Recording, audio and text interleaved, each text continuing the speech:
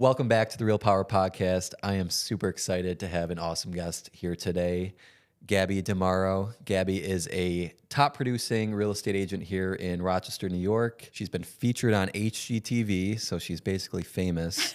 And she is just a really great person, so down to earth. We're very proud to be in business with her and have her as a client. And yeah, Gabby, thank you so much for being here. I am so happy to be here. I'm so excited for this. I was so happy when you reached out to me. I was like, yes, I'm going to be on the podcast. Be on the podcast. I made it. So excited. I was like, I made it. This is my moment. Oh, well, we're super glad to have you. Your first episode of Gabby's Guide Loved it. Absolutely on fire on social media. Yeah. You did a great job on that, and we're excited to keep doing those. Yeah. I had a lot of businesses reach out afterwards. Did you? Yeah. Wanted us to come over there. I was like, I'm a hot commodity right now. I'm just kidding. But everyone's loved it. They've absolutely loved it. I've gotten so much positive feedback. I mean, we've gotten positive feedback about how it was filmed as well. Like, so many people are like, it looks so incredible. I'm like, Love yeah, it. they did a great job. Well, we got another one in the pipeline right now, so Yep. stay tuned for that. So let's start from the beginning. You were telling me before we got on camera here, what did life look like for you prior to becoming a real estate agent? What was your prior career? Like, give us a little background. Well, I never imagined getting into real estate. I originally went to college to become a pharmacist. So went to pharmacy school at St. John Fisher. Hated it. Wasn't for me. In the beginning, I was like, I'm going to work with no people. I want to be alone in a lab. I want to work with no one. Really? I want to be by myself. Don't want to deal with any people.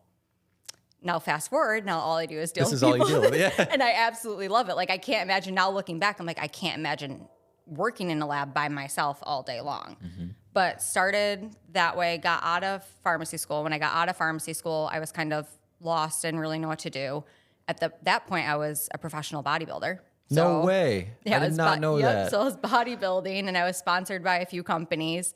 So I got into personal training, started personal training for a few years, and I was like, I love training myself. I don't love as much training people. Mm-hmm. So got out of that and ended up moving to Ohio, where I managed restaurants, so I've kind of done it all. I feel like I've lived 100 lives because I've done so many different things.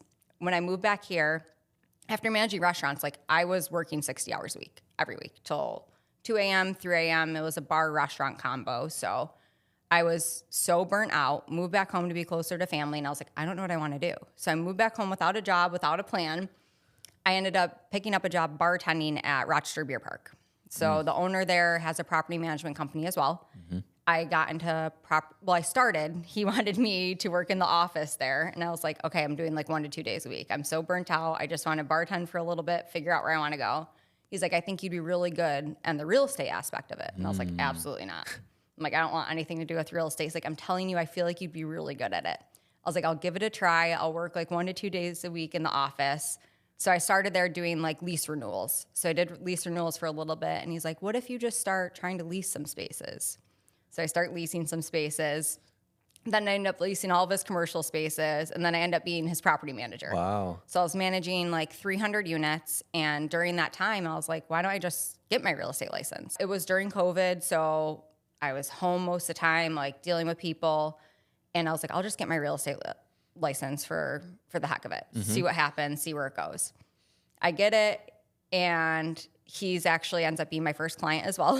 So my first listing after I get my real estate license was on South Clinton Avenue. Okay. I had no idea what I was doing. Like, back then I thought I knew what I was doing. I was like, I'm the best. I know what I'm doing. I've been in this. I look back now and I was like, I knew nothing. But listed the house and I was so excited. It was my first listing. I'm about to have my first group showing. The tenant shoots someone else on the porch. What? So my first listing. So I'm like, I was at Keller Williams at the time. I'm like, I don't even know who to call, what to do. I'm sure no one else has dealt with this. So I'm like, I don't know how to handle this, what to do. So I'm like in panic mode at this point because I'm like, I can't have this group showing. I have to cancel the group showing. It's my first listing. Thank God I didn't have my sign out front for when the news was there because I was like, how bad of a look would this be as everyone finds out I just get into real estate and First then my listing. sign just like blasted on the news. List with Gabby, get shot on the porch. So I was like, this is going to be awful. So we get through that. I end up selling the property and dealing with that. Like, I feel like I just learned so much because it was It was a listing that sat on the market with 3 agents prior. It wasn't a hot listing. No one really wanted it. So I ended up having it sit on the market for like 60 days, which at that point during COVID was a very long time to have a house just sit with no offers. So I was like, okay, I have to get really good at marketing. I have to figure out how to send this out to people. I kind of had to figure out what I'm doing. And I feel like that's how I like kind of worked social media a little bit more, because I was like, well, I have a good following on social media. I interact with a lot of people on social media. So rather than be one of the agents that just blast out to email marketing or doing what everyone else was doing at the time that worked for them, I was like, I'll take advantage of what I know. And I ended up getting it under contract after I started blasting out to social media within 7 days. We closed in 30 days, and I was like, okay, so social media does. So you literally work sold really a house well. on social media. Yeah. I mean, I would say I get 90% of my clients from social media, which is wild. Like I just started kind of sending out like marketing flyers because I was doing the New York to Florida campaign with my friend down in Florida. But prior to that, like I never really took advantage of any of that. I just used social media. Wow, that's incredible. Yeah. Well, and that was going to be one of my next questions. Like, what is your main source of business? You don't do any cold calling, any door knock, like it. No, it's just, I think the biggest thing is I stick to what makes me me. Like I don't try to do, I know cold calling works great for some agents. Marketing flyers, going to different people, that works great for some agents. And I would never tell them to stop doing it, but it's not me and it makes me feel uncomfortable. And I don't feel like it comes natural, where I feel like if I have a conversation with someone over social media or at a place I frequent where I can bring up that I'm a real estate agent, it flows easier for me, casual, and it makes it feel like more authentic, because it is to me. Like I think about it when I meet people, like I think about it like having a dinner conversation. You don't want someone to sit there and just talk about their job the entire time you're at dinner. Right. Like you want to hear about their job, but you also want to hear like what else is going on in their life. So when I meet new clients, that's kind of how I approach it, is like a dinner conversation. And the same with my social media. I pop real estate in there every once in a while, but it's mostly about me and what makes me me. Yeah. So it makes it a lot more authentic. And I feel like I've gotten so many more clients from that just by being who I am, and rather than trying to follow, oh, you have to do this as real estate, you have to post. I can't remember the last time I posted that I sold a house on social media. Like I finished one of the top 100 agents last year, and I can't remember the last time I posted that I showed a house or I was under contract or I wrote an offer. And I feel like with real estate, and I know I'm going to like ruffle some feathers saying this, okay. but I feel like with real estate, most agents, like they're the only profession that sits there and says that they're busy or that they're doing their job. Just listed, just sold. Look at my new listing. Yeah, blah, like blah, blah. under contract. That like we get it. Like that's your job.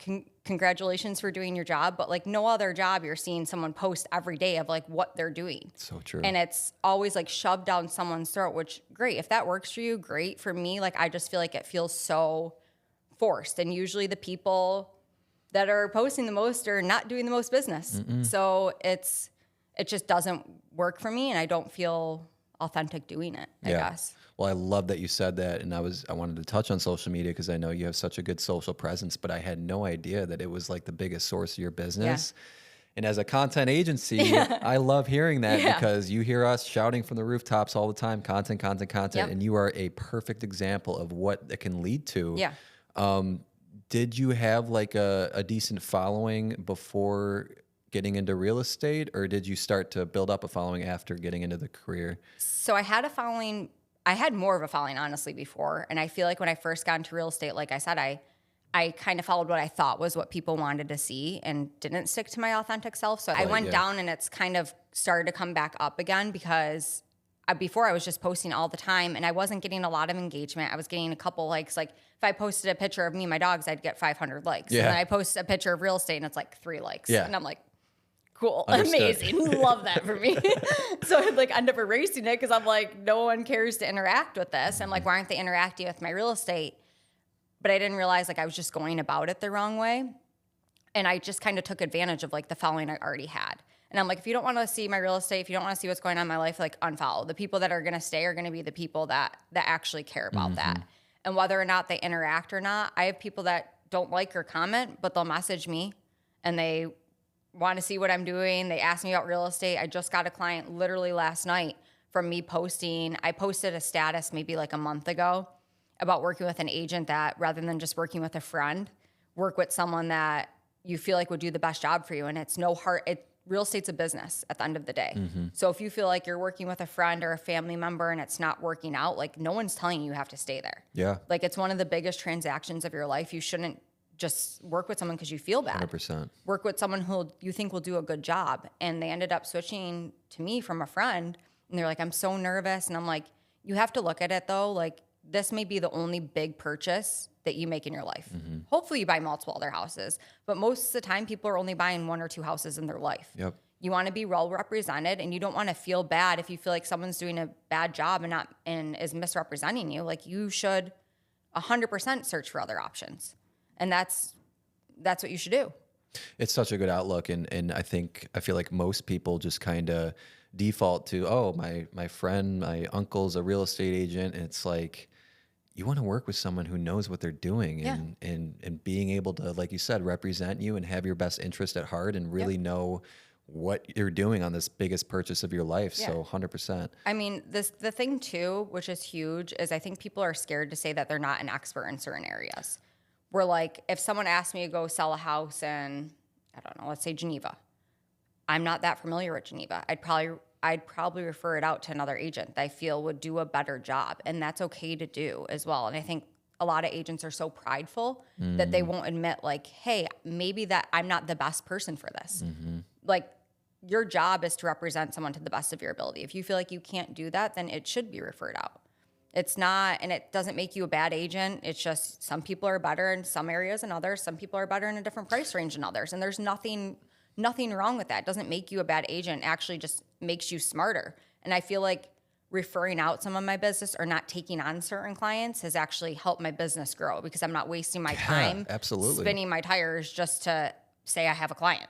And I think a lot of agents have that ego of like, I want to take on everything, right? I don't want to give up business, but like you said, if you refer that out, you still get a referral fee and then you can focus your time on your actual, what you're good at. And I feel like I've gotten the most clients and more clients now that I am picky about who I work with. So what is your niche? Like, would you say your expertise is? I would say mostly the price range between $350 and $550 is like my bread and butter. Okay. Yeah, that's where I like to work. I'm an East Sider at heart. So the East Side, you can tell me any street in the East Side and I can tell you this is where you should list at, this is where it'll probably sell for. Yep. I live on the West Side now, so I've gotten better, but I'm forever an East Sider. Okay.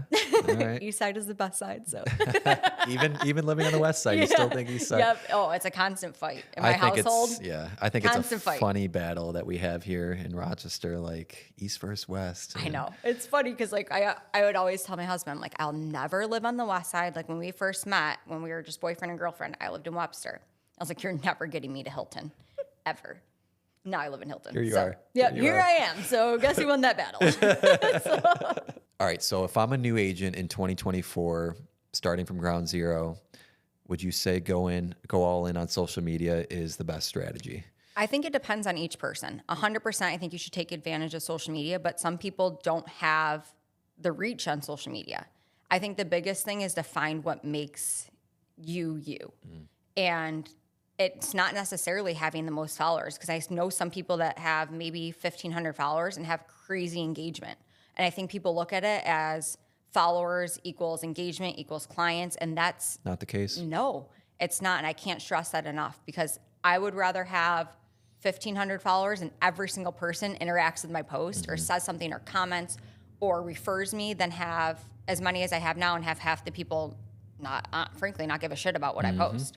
So I don't think it's always about the follower count. I think it's more about how you can work the engagement that you have and finding what works for you on social media. Maybe it is posting just sold. Maybe it's doing real estate like polls, things like that, but finding what makes people engage with you and what people like.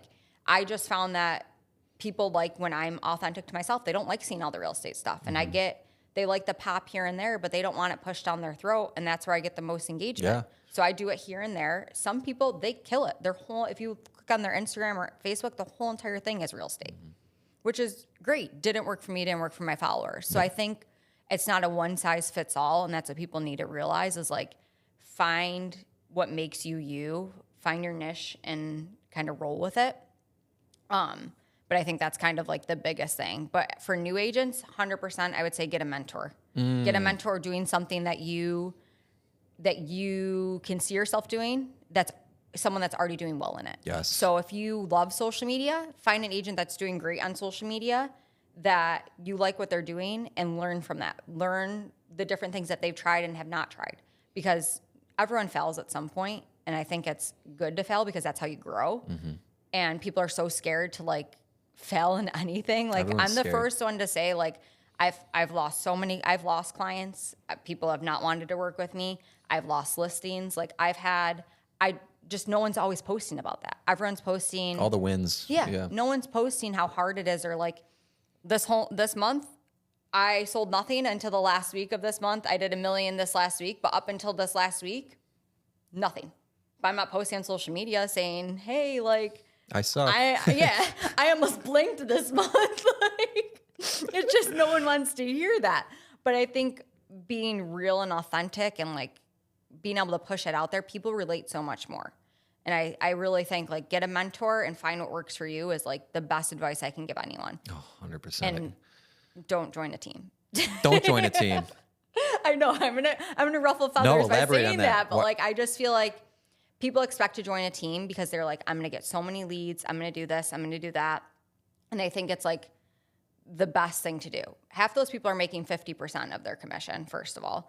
You're one of many, and it works great for some people. Some people, they're on great teams. I'm not going to say like that it doesn't work for some people, but I think finding a mentor that can work one-on-one with you, and maybe the team route is the best. Maybe you like having that camaraderie with other people. But if you join a team immediately, you're not making a name for yourself first. Yes. And you should make a name for yourself first and foremost before you figure out what you want to do. Yeah. So figure out what kind of works there. And then if you want to join a team after that, after you're like, you know what?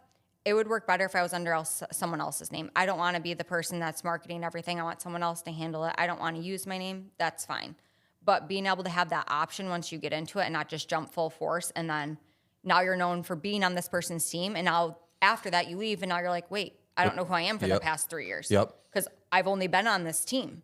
Like make a name for yourself first and try that and figure out what works for you before you go off and try to join and a team. that brand is so important because no matter where you go, it's like, all right, this is Gabby, the real estate agent, and you continue to build that. It's like equity in a company almost because it's you and you're not dependent on someone else's brand. So I love that. I had a hard time adjusting to my new last name because I felt like I'm always been Gabby Marino.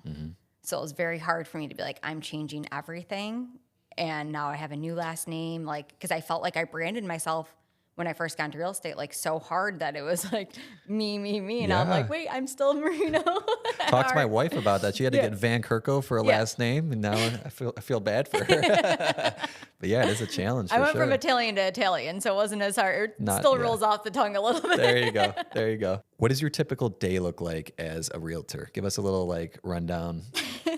I set hard boundaries for myself, which I tell a lot of agents, and they're like, I wish I could do that. And that's the biggest thing that like, another thing I would tell a new agent, set hard boundaries. I'm like, don't text me or call me before a certain time or after a certain time. Like, I don't care. I'm tapped out. Like I get everything I need to get done during those times. And then I tap out for the day, but I work out in the morning, every morning. That's what I like to do. That's how I like to start my day.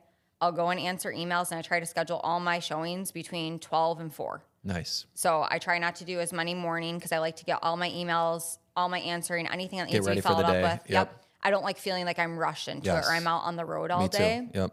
And I feel like it works so much better for me when I have like this time period. Obviously, it's in a dream world that would happen and people have different schedules, but that's kind of how I like to roll. I like to get everything done for the day. So it's not 8 o'clock and I'm like, oh my gosh, I didn't answer this email that should have been answered at 9 a.m.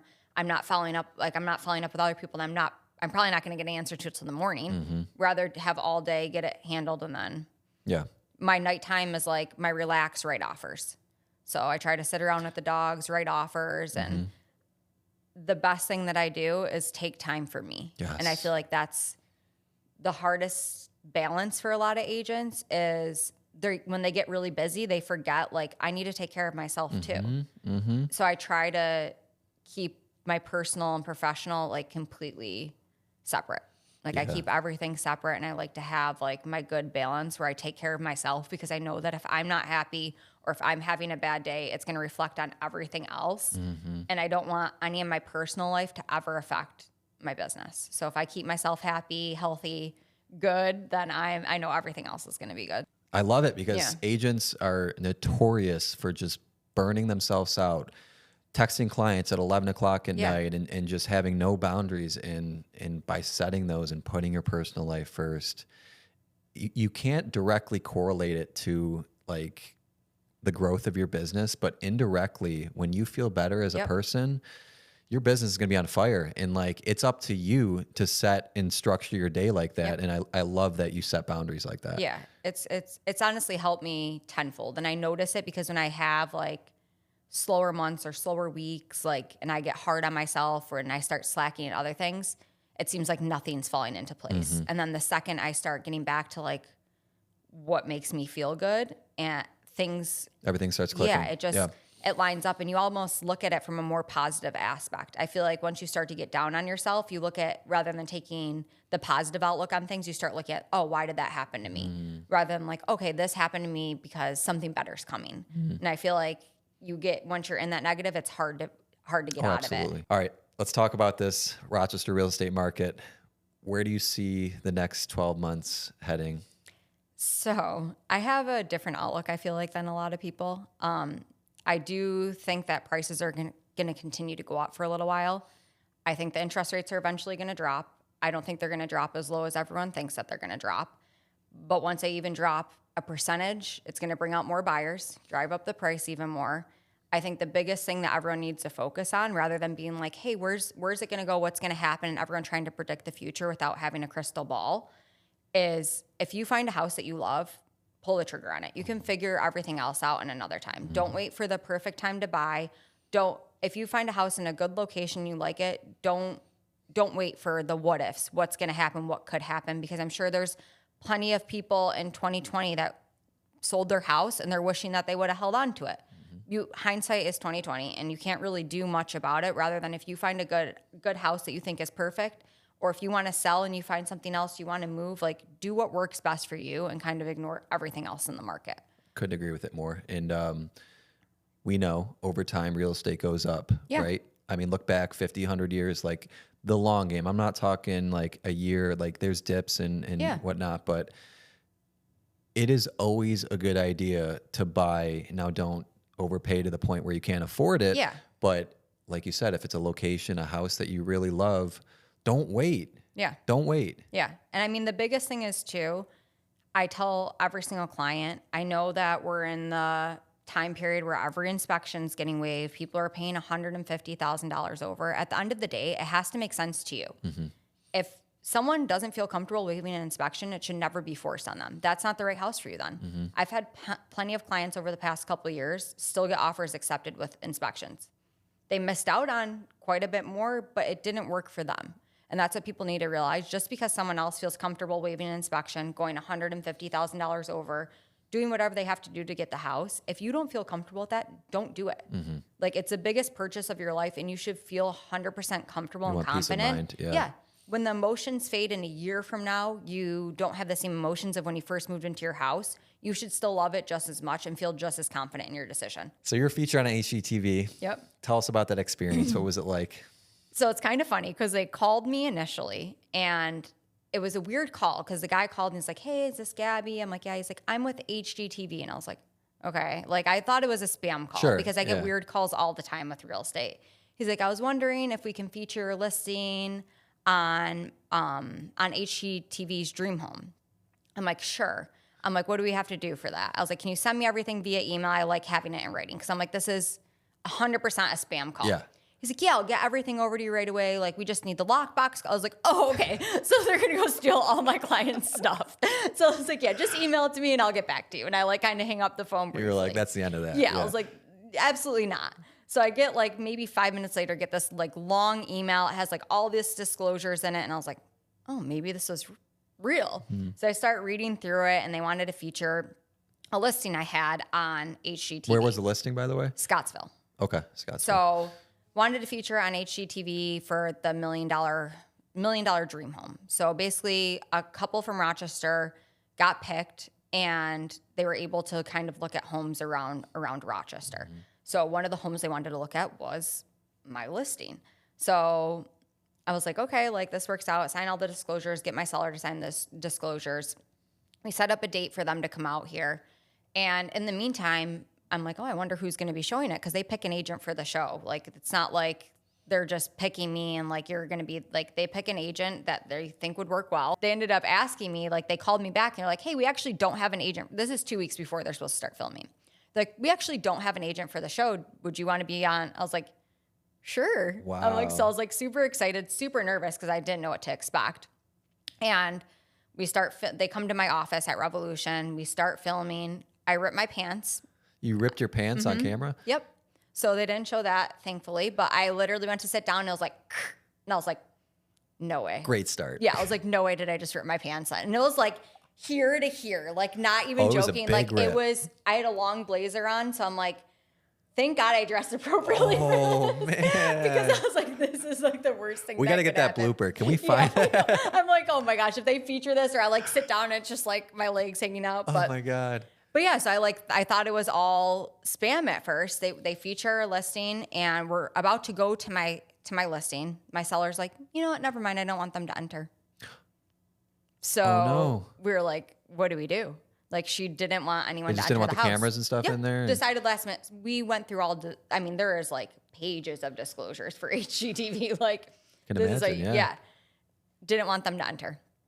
So I'm like, okay. So I had to find a house similar to show them within like 15 minutes because they're already in Rochester. They're here for a day. So you changed the house? Yeah. So we had to call. I mean, they had to look at houses. Like, they can't not look at houses on a house show. Yeah. So I was calling like every agent that had a house available and like asking, hey, can HGTV come in and film your house? Like, we thankfully found one, but it was a nightmare that day.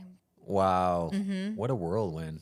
It was awesome though, to be on it. Such a cool opportunity. Yeah. It was really cool. And they reached out to me afterwards and like, if we're ever back in Rochester, like we'll message you. And I'm like, can I get my own show? Well, we're making your own show for you. Perfect. That's cool though. I mean, HGTV, just to say that you were on the show is... And it still airs all the time. Like, I know when it airs because I'll get like 100 friend requests on Facebook from like people all over. Yeah. And I'm like, why is it randomly? And then I'll be like, and they'll start getting comments like okay, I saw you on... And I was it like, aired again. Yeah. How do you balance work and family? And I know we kind of talked about structuring your schedule and everything. Is that your main tactic to be able to balance? Yeah, but I feel like no matter how good you try to be at it, like it's life happens. It's always one or the other. Like, I feel like I'm never going to be completely balanced because it's always one over the other. I feel like I'm very lucky because my husband is so supportive and understanding that like we'll go on vacation sometimes and it's just a vacation and we have fun and I have people covering. Sometimes it doesn't work that way. Sometimes I'm sitting on my phone for like the entire vacation and he's so supportive. But I mean, I think that I couldn't do it without him, truly. My parents are so supportive. My sister's so supportive that like I feel like if I didn't have such a supportive group around me, I wouldn't be able to balance it how I do. Yes. Because it does take, no matter how good you think you're at balancing things, you're not as good as you think. Life. And life happens. So having someone around you and the people that surround yourself, like, it makes it so much easier to be able to do something like that. Couldn't agree more. And luckily my wife is the same way. Like, she knows we got a lot going on, but she knows that the future that I'm trying to build and the things I'm doing and why I'm doing it. And I think it's, like you said, realizing that it's going to be off balance, but the long tail over time, the goal is to be balanced over time, not necessarily one day. Business might be crazy. The next day, maybe you focus more on family. It's just like up and down and up and down. So, and always knowing where your priorities stand is the biggest thing. Is always knowing, like, no matter what, this comes first. Like, to me, no matter what, my family and my peace of mind comes over my career any day. Yes. I love my career. I love what I do. I love my clients. But at the end of the day, like, if my family and I'm not taken care of, like, that's my first and foremost priority. Yeah. And it always will be. And everyone around me knows that. So I think that's big is just setting your priorities straight. Yeah, and I think even like communicating that to your clients too, that builds even more trust with you and makes them like you more because they know you're an authentic, real human being with a family and everything. And people are attracted to that. Yeah, and not being scared. I mean, bouncing off that, the biggest thing too is like not being scared to make mistakes and owning up to either doing something. Like there's been times where I've missed stuff in contracts. I've missed concessions on a couple of contracts when I first started, and I accepted an offer not realizing it had concessions. And I explained it in full to my seller, and it was a true mess up by me. Like I truly missed it, but being able to say, hey, you know what? I'm human. I missed this completely. When I explained it to you, I missed explaining it to you. And they're not going to be like, oh, I'm so happy you missed it. Like, and you told me about it. Like they're not always they're still happy. pissed, but they're like, still mad, but like certain things, like owning up to your mistakes and knowing that like we are all human at the end of the day, and it's okay. It's okay if you missed an email. It's okay if you messed something up. Like there's always ways around it and ways to fix it, but like own up to it and figure out how you're going to fix it. Yeah. And that's the biggest thing is like I feel like people are so scared to be like, I'm human. I messed up. Absolutely. Like it's okay. I know. Like, and I know for us, we've made plenty of mistakes over the years, and when you make up for that mistake and you say like you apologize and you do right by them, it almost builds more trust with the client than if you didn't make the mistake. And so 100% don't be afraid. You're going to make mistakes. And I feel like once you make some of those mistakes, like once, you never make them again. No, you're not going to make it again. Because you learned from it. Unless you're stupid. Yeah. But like you do it the one time and then you're like, you know what? I'm never going to miss that again. That's never going to happen again. I'm never going to do whatever it is just because you learned from it and you didn't try to cover up or act like it wasn't a big deal when it is. What does brand mean to you?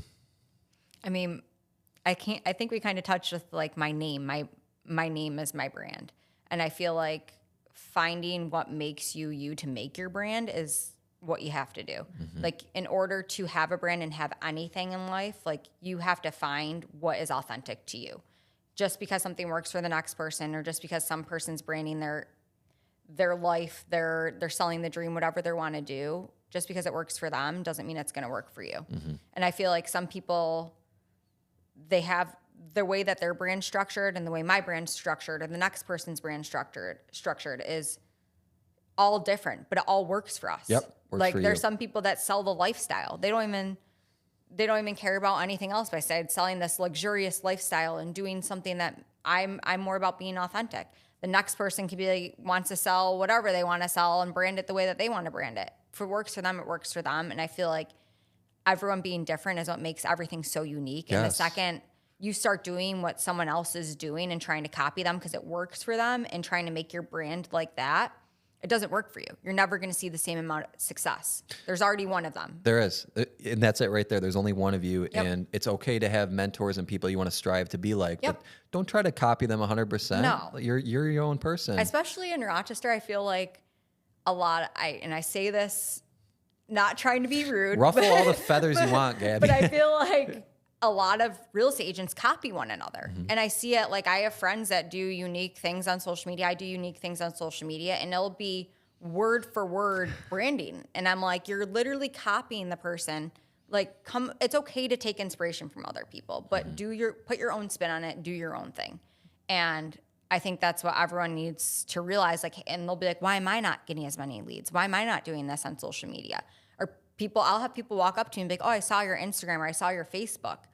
And it's only because I branded it a certain way. And I do it because that's where I get my business. It works for me. It doesn't always work for everyone else. Yeah. But we've seen other real estate media companies will put out a video, like a creative reel we made.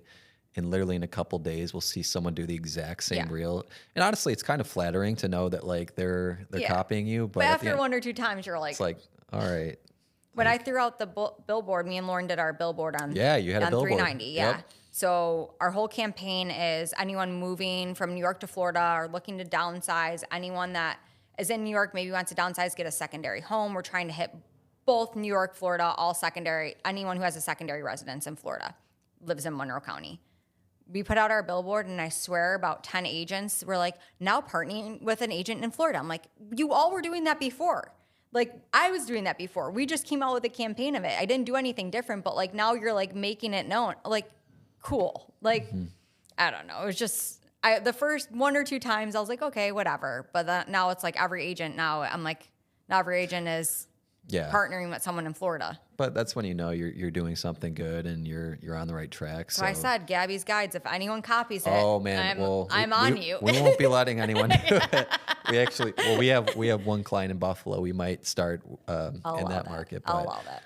As long as you allow that. But like I said, it came out so good that first episode, and I know you got great feedback. We got great feedback, and being able to connect with all these local businesses here and put them in the spotlight too. It's just a win-win for everybody. I feel like that's my favorite thing though, is because I feel like Rochester's so small but so big at the same time, where there's so many cool spots or cool things that people are doing, and it just hasn't hit the right audience yet. Like I have so many friends that own businesses and creative businesses, and I'm like, I want you to just take off. Like I really just want it to hit the right people. So I'm so excited I have so many different people that I want to do the Gabby's Guides with, just because I'm like, I want to get them in front of the right people because they deserve it. They work so hard and they're not completely out there yet. And it just takes 1 or 2 people to go there and just really set it off. And I'm like, there's some really, really cool businesses, new businesses. There really is. And that's really what I'm trying to do with this podcast too, because Rochester is such a cool place. It's such an underrated city. It is. It really is. And I want to bring on as many entrepreneurs, real estate agents, investors, like just people doing cool stuff and give them the spotlight. Yeah. And it's cool to hear other people's stories too, because like we talked about, like you see the highlight reel on social media. So to be able to like get to know someone, like the raw version of them while they're telling their backstory, how they got to where they are, it's really cool to be able to see what it took. The come up. Yeah. Because everyone's like, oh, they're lucky. Or they make so much money, they got lucky, or they have so many clients, but you don't see like where they started from or where they came from. Behind the curtain, Yeah, and it's cool to see that where you're like, they are a normal everyday person who worked hard to get to where they are. Worked their ass off. And it wasn't handed to them. They're still working hard. And at the end of the day, they're still normal, just like me and you. And I like seeing that. Me too. And if I've noticed anything, it's like, you know, I used to be kind of intimidated by more successful people. Like you would think, oh, you know, they're so different from normal people. And then you sit down with them and you have a 1-hour conversation. It's like, they have problems just like everybody else. They put their pants on the same way as everyone else. It's like, everyone's human. Yeah. Everyone's human. It's really cool. I feel like a lot of people are in competition with each other here for whatever reason, but I made a post the other day and I was like, there's literally room for everyone at the top. There is. Every single person can succeed if they want to. Like there's no shortage of room at the top for people to succeed. And I'm big on like having the people around me be successful as well. Like I want to see all my friends win. I want to see I want all of us to like be at the top together. And I get so excited. Like I know I had a couple big deals last year in real estate and I got like oh, good job. Like like the, kind you're of bitter. Happy, but a kind of like, why didn't that happen to me kind of attitude towards me, where like, I see one of my friends, like if one of my friends sold a $6 million property, I would be just as thrilled as if I sold it, because like, I'd be so happy for them. And I feel like, honestly, that amounts to like why I have success too, is because I truly want everyone to win. And I truly have the best intentions when I go into it. It's not snide intentions. It's not me trying to go just saying okay and like happy for someone just to say it. Like I truly want the best for everyone. And that shows through, like genuinely does talking to you. And I have the same exact mindset because, you know, I've had mentors in my life in the media side and everything that have just completely changed my life. And I know that if I can be that person for other people, that's so fucking fulfilling to me, knowing that you can change someone's life by giving them the right information, seeing podcasts of people. And when you have good intentions like that, it comes right back to you. Yeah. And you never know who's watching. You never know. So you never know who's watching, and you inspire them to do something. You'll find out years from now. They're like, I watched one of your podcasts. It inspired me to start my own podcast. I can't wait to get those DMs in the future. Yeah, and you're going to. And that's the cool thing, is like, you don't know. So like keep grinding. And then one day it comes, you're like, oh, it's all worth it. It was all worth it. It was hard, but it was worth it. I love it. Like I'll have girls message me, like, I'm like, you're doing so well. I'm thinking about getting into real estate. I'm like, yes. Go. Do it. Yes, 100%. I will sit down with you. I'll do whatever you need. Like, I'm like, I'll help you with whatever. Like, cause I get so excited cause I'm like, they're looking at my stuff and like, they're inspired by it. So I'm doing the right thing. And it's so cool to like have people reach out to me. Like it makes me so happy. Seriously. It is tough though sometimes because if, you can get a lot of messages of, hey, can I grab coffee with you and pick your brain? It's like, to a certain extent, you want to help everyone, but also you want to make sure that the people you're helping are taking the initiative first on their own to like do the research and not ask the dumb questions and be like, know what they're looking for to meet with you. Yeah. I feel like I wish I had that when I first started. I ended up at Revolution. I started at Keller Williams, like I said, wasn't a good fit for me. I like Revolution. It's a boutique brokerage. I mean, me and my broker talk every day. Grant's awesome. He is the best. I got to have him on the show. Like he's on my list. Yeah. You have to. Yep. But he helped me so much. Like when I was at Keller Williams, Ashley Ziner, who used to be at Revolution as well, who's now at Remax. Yep. I reached out to her. We've been friends for years. And I was like, I don't even know how to write a contract. And her and Grant helped me so much in the beginning. And I was like, I have to go to Revolution because they're not even my brokers and they're the ones helping me with everything. And even to this day, like, I don't think I know everything. I don't think I'll ever know everything. But having other people go through certain situations, I could reach up and call and be like, hey, how did you handle this? So I don't make the same mistakes that you did, or I can be kind of pushed in the right direction to do it the correct way. Yeah.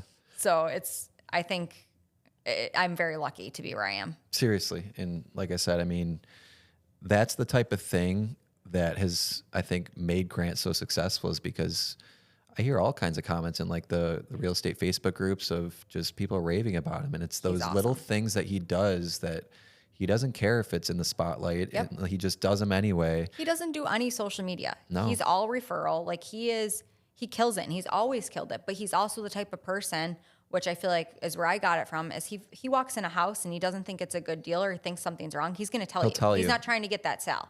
He's trying to earn you as a client. It doesn't matter what house it is. It doesn't matter. And that's kind of where I've got that is like, I'll walk through a house and I'll be like, absolutely not. Like, you're not doing this. There's foundation issues. There's this, there's that. Or if you want to still move forward, we're 100% getting an inspection. I don't care if you want to waive it or not. I'll pay for the inspection. Yeah. Like, just because I want people to be in the best situation possible. And that's how he is. And Ashley's the same way too. Me and her actually used to live together before I even became a real estate agent. So I watched her in her beginning years of real estate and now. And I mean, she's awesome as well.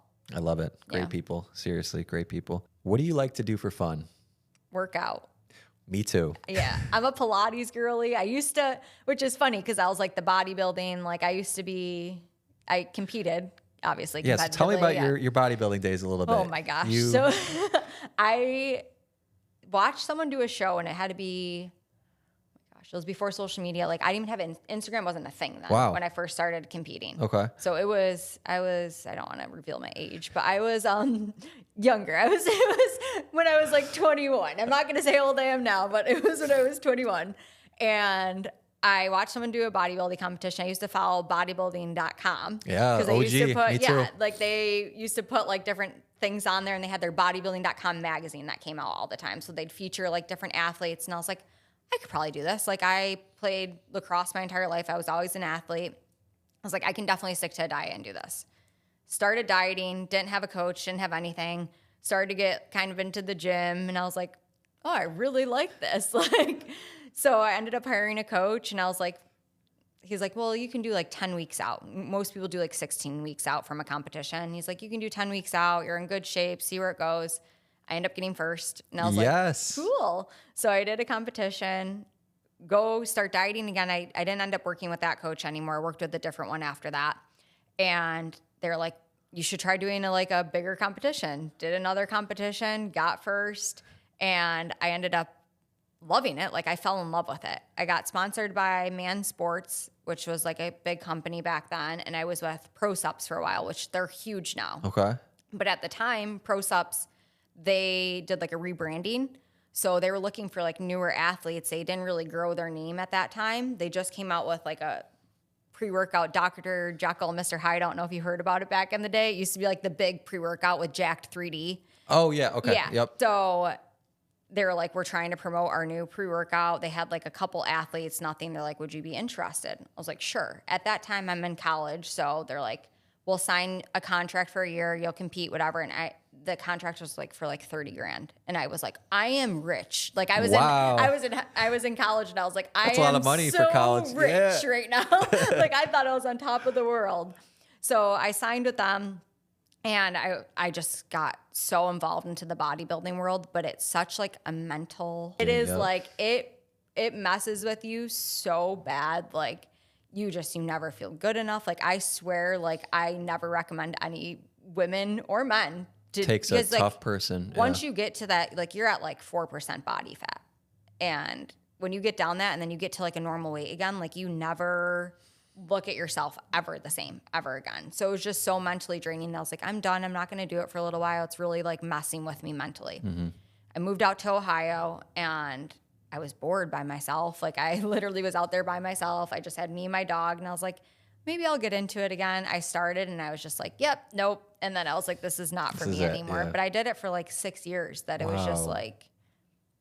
So did you ever have a pro card or you did have your pro card? I was in like, so there's different confederations that they kind of work with. I was like a natural pro. So I didn't go to the IFBB.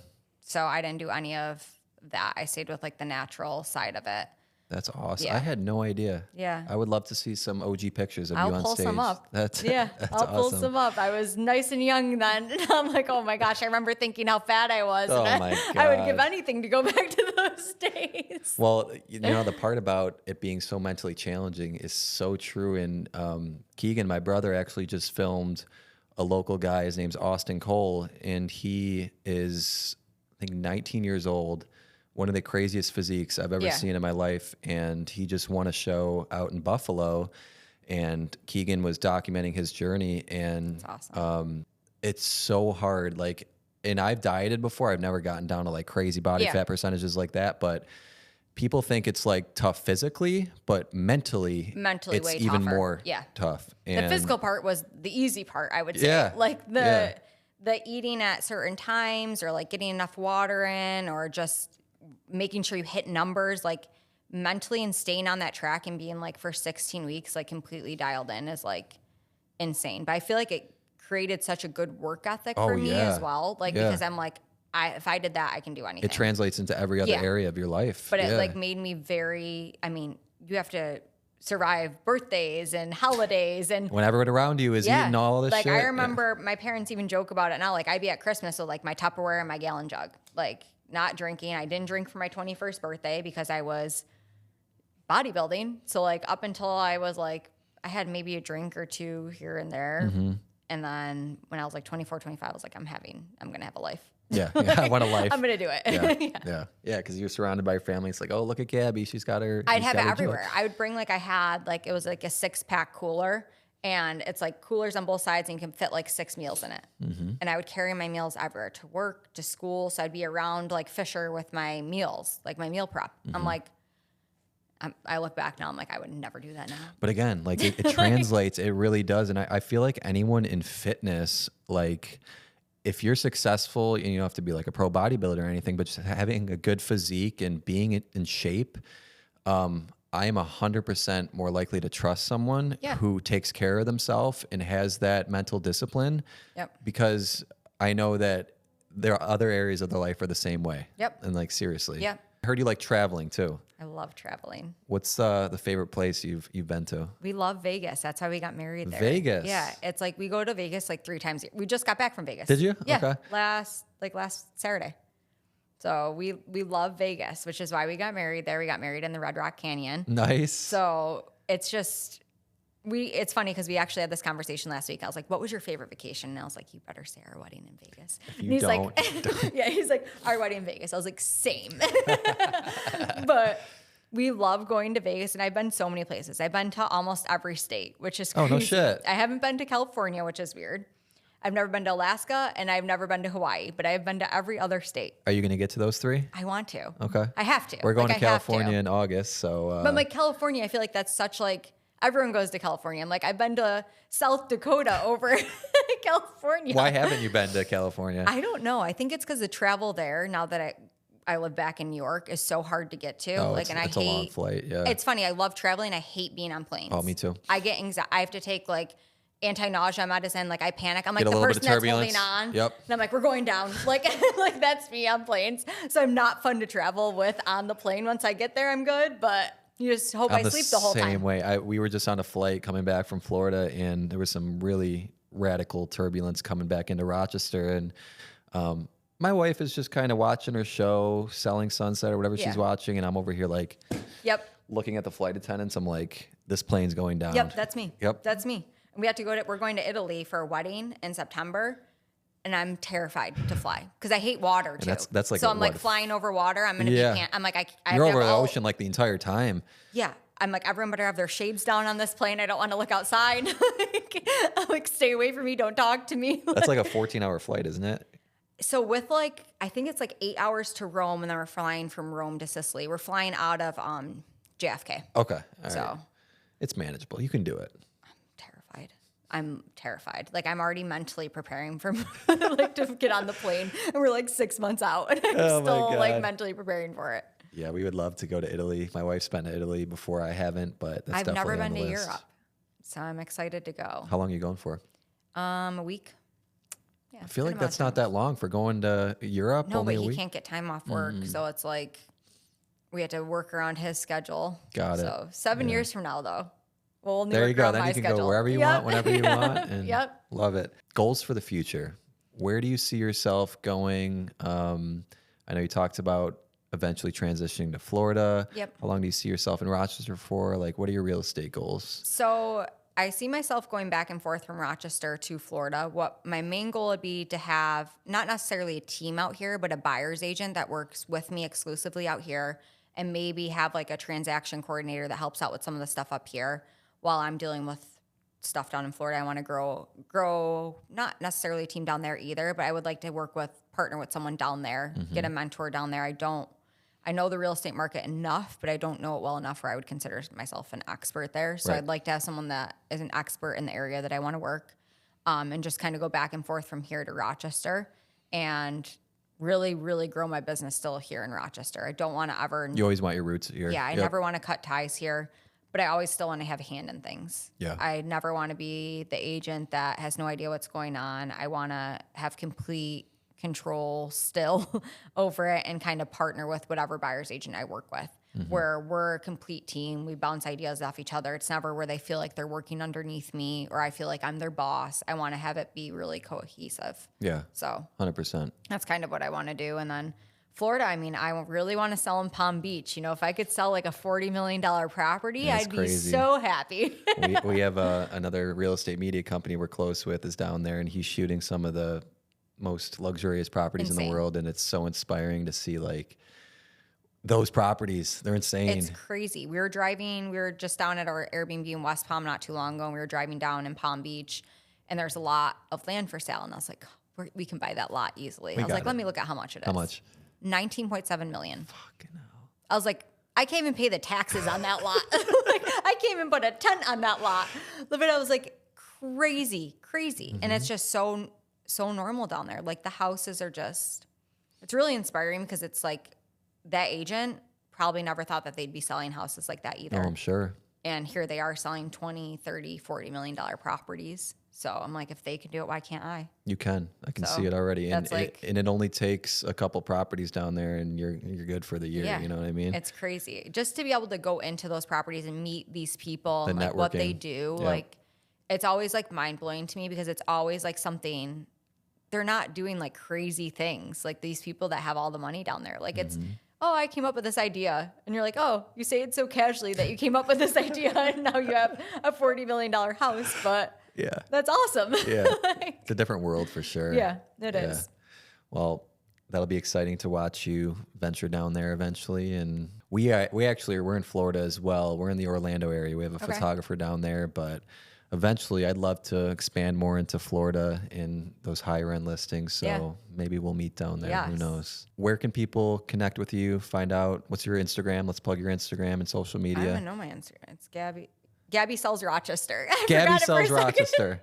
I've changed my name so many times on there. I'm like, what is my name? So are you going to have a new Instagram, Gabby Sells Florida then? Or are you going to? I'm going to keep, so I had a separate business account, separate personal account, and now everything's Now just. it's all one. It's all one. Yes, and it should be. So yeah, it's Gabby Sells Rochester. Okay.